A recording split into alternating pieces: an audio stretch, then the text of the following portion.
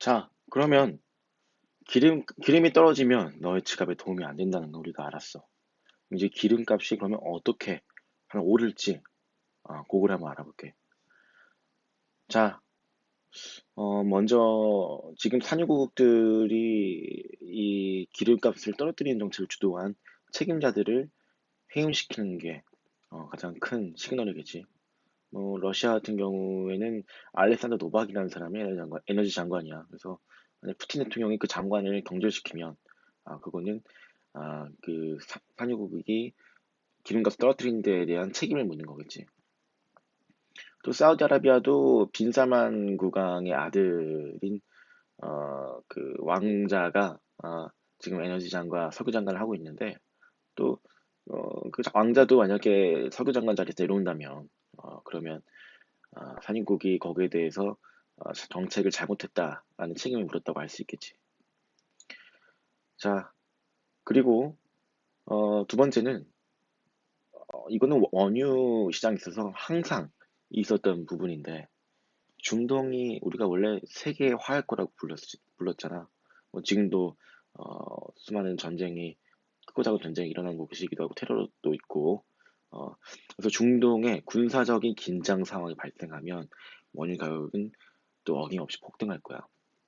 예를 들어 이란이 사우디아라비아에 미사일을 쏘거나 아니면 또 이란이 뭐 다른 친미 국가들과 뭐 어떤 전투를 벌이거나 아니면 어떤 테러 집단이 산유국의 원전 시설에다가 어떤 폭발을 하거나 뭐 그런 군사적 긴장 상황이 중동은 사실 어떻게 보면 이상한 상황은 아니야.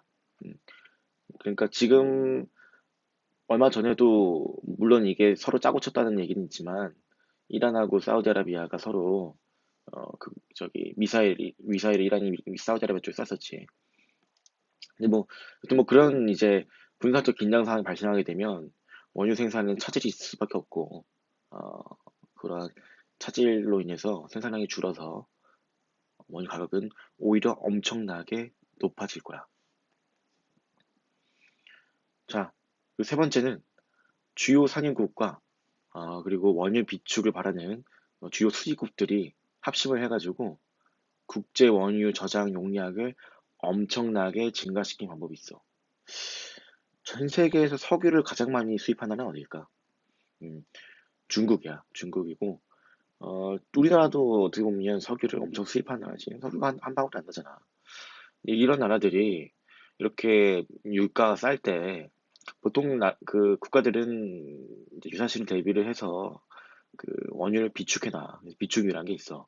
그래서 이제 중국 같은 경우에도 얼마 전에 저유가 상황을 이용해서 원유를 대량 매수를 하고 있다라는 뉴스가 떴었어.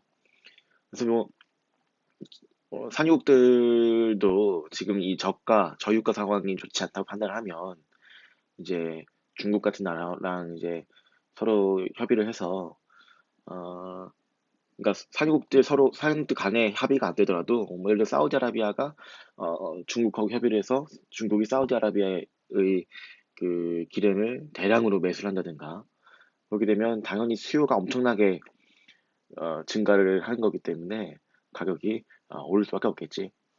그래서 이제 어, 산유국과 주요 수입국이 양자 간의 협의를 통해서 꼭 오펙이라든가 산유 전체 합의가 아니더라도 그런 양자의 협의를 통해서 수요를 늘려서 가격을 높일 수도 있겠다라는 게 있고 자 그리고 네 번째야 이 독재적인 산유국 그러니까 뭐 러시아나 사우디아라비아 뭐 이런 아니면 미국도 마찬가지고 미국의 산유량이 전 세계 1위니까 이런 엄청난 점유율을 차지하고 있는 산유국이 뭐 다른 사람 하지 않더라도 먼저 손해를 감내를 하고 감사를 한다는 시나리오도 있어. 뭐 이건 뭐 저기 뭐 러시아가 먼저 증산했듯이 또 어디가 먼저 감사를 하게 되면 어, 그 가격이 움직일 수밖에 없는 거지.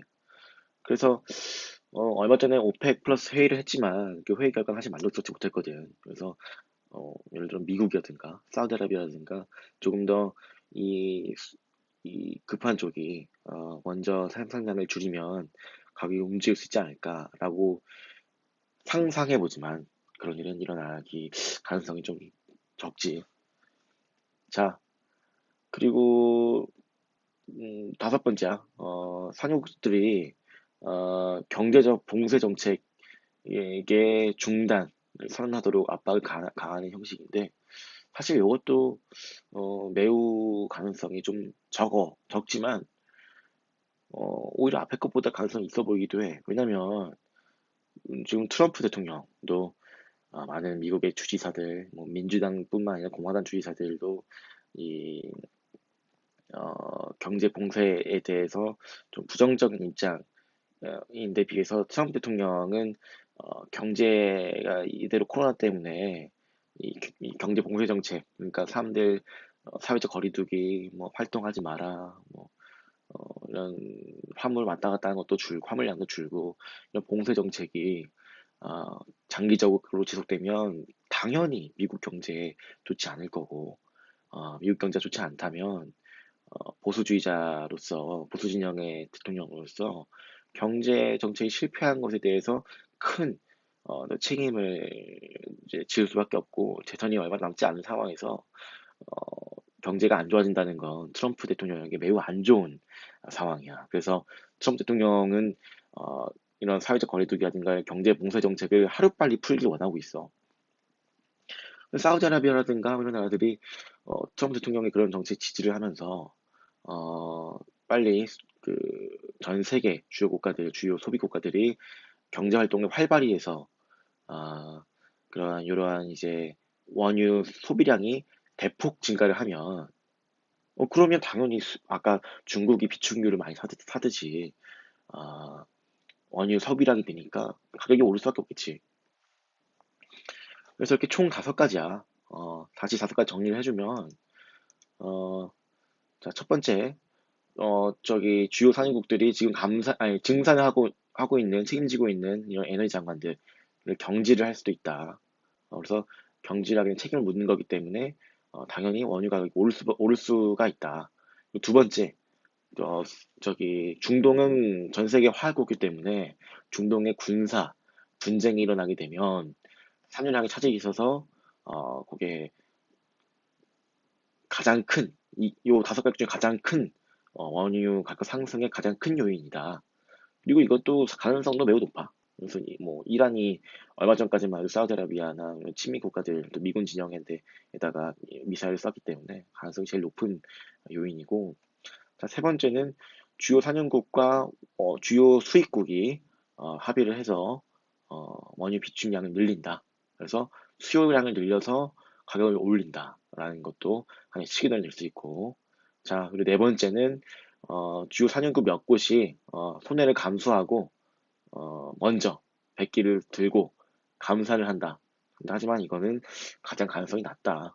자, 그럼 마지막 다섯 번째는 주요 산유국들이라든가 아니면 주요 소비국들이 이러한 지금 코로나로 인한 경제 봉쇄 정책을 조기에 해제한다. 뭐 이거는 정치적인 것 이런 역학관계도 얽혀 있고 그리고 무엇보다 코로나가 일찍 종식되면 뭐 코로나 치료제가 빨리 나온다든가 코로나가 예상보다 빨리 잡힌다든가 그렇게 되면 자연스럽게 소비가 늘겠지. 그래서 이거는 사실 시간이 지나면 어찌됐든 간에 코로나로 인한 소비가 줄어든 건 해결될 거기 때문에 어떻게 보면 마지막 요인, 다섯 번째 요인은 시간의 문제다라는 거. 자, 그래서 저번에 내가 말했듯이 원유 가격이 낮은 건 이제 당장 우리 주유소 이제 기름값에는 도움이 되는데 이게 자꾸 길어지면 안 그래도 경제 위기가 이제 올 때 됐거든, 올 때 됐는데 그 경제 위기를 빨리 당기는 거란 말이야.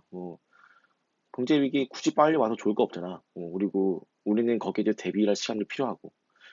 그래서 어, 이 저유가 현상이 이제 오래 지속되면 내가 저번에 말했듯이 그거에 대해서 대책이 있어야 된다. 우리도 대비를 해야 된다.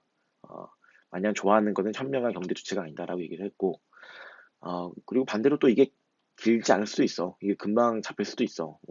워낙에 원유는 정치적인 거, 또, 이런 경제적인 거, 복합적으로 이제 작용하는 자원이기 때문에 내가 방금 말한 다섯 가지 요인들이 만약에 보인다라고 하면 원유 가격이 금방 엄청 오를 거야.